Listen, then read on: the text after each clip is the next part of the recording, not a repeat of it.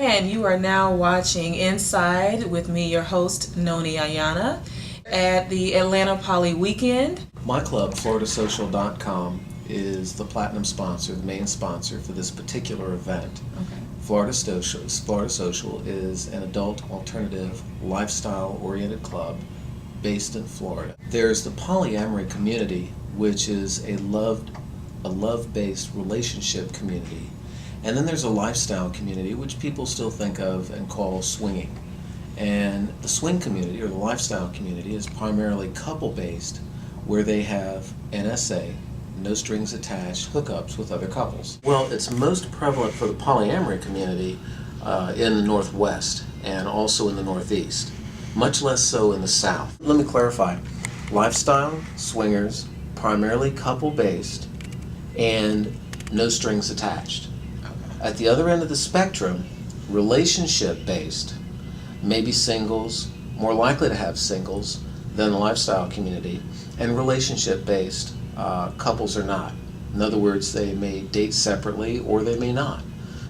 I do not see many African Americans here. What do you think is the cultural difference between, who do you see the most in this particular lifestyle, and why do you think that is? It's been pretty representative of the African American community in the population at large for this particular region. It's just that most of the people who are African American have already left. People have already started leaving at this particular point, except for those of us who are presenters and those who are board members, et cetera, et cetera. It was underrepresented for other populations such as Asian Americans. I'll never forget, a very telling moment came when I saw an image of two women kissing. And in that moment, I'm 12 years old. I don't have a vocabulary for it or anything else. I just knew that traditional model was not for me. Your family, how did they respond to that? I mean, or, you know what I'm saying, or parents, or were they even in the picture? Your friends, your inner circle, how did they respond to that? Well, my family eventually found out. The way I phrase it is, my family knows how I roll, and they really don't approve of it. However, I had to make a choice. You know, I can be true to who I am, or I can just lie about it, and I decided not to do that. Yes, floridasocial.com is based in Florida, and we do events for the lifestyle community. floridasocial.com. Just check us out there, check out our event calendar. You can learn more about the lifestyle, the polyamory lifestyle, other niche lifestyles as well, and we look forward to seeing you at our parties.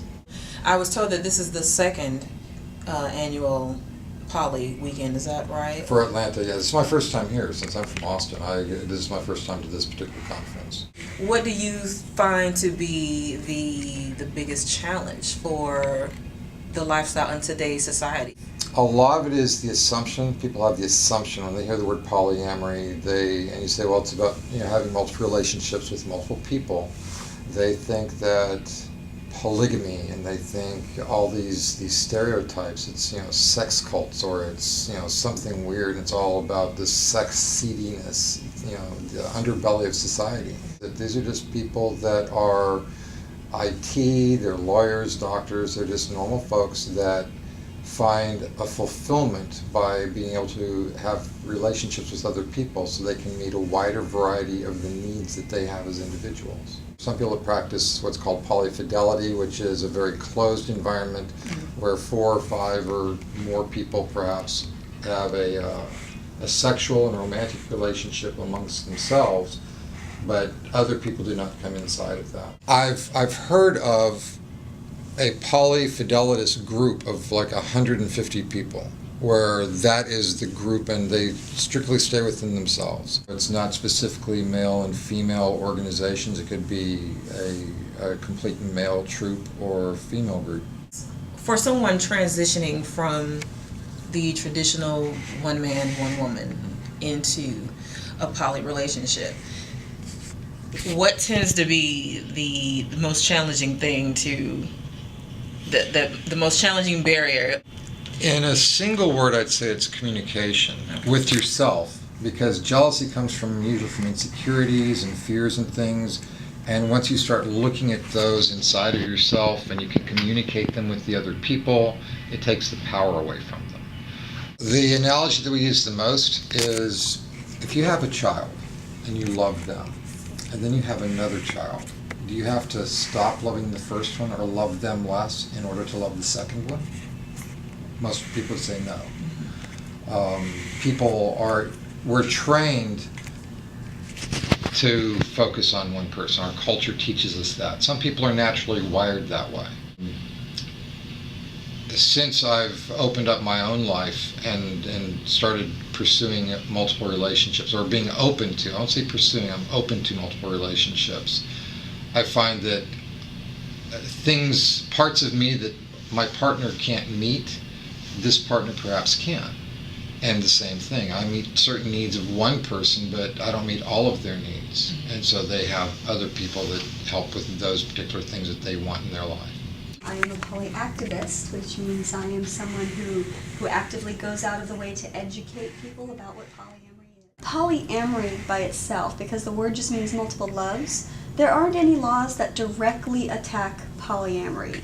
There are a lot of laws that are intended to attack other groups that, as a side effect, affect the poly community. If the polygamy laws are poorly written, they can apply to people who are not polygamous. What I do is I help people to better present their side of the story. I give a lot of presentations and I speak to a lot of people just about what polyamory is and what it isn't, just to get the word out so that people understand more, even if they don't want to be polyamorous.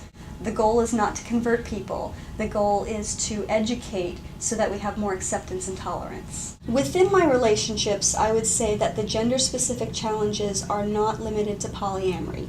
That, I believe, is a socialization problem, because I am not what you would call a typical woman, and I personally don't believe there really is a such thing as a typical woman, but we do have a social idea of what a typical woman is supposed to be. Now with polyamory, the gender differences that I have are from acceptance from people outside of the community. I get a lot more ready acceptance from women than I do from men. Mm-hmm.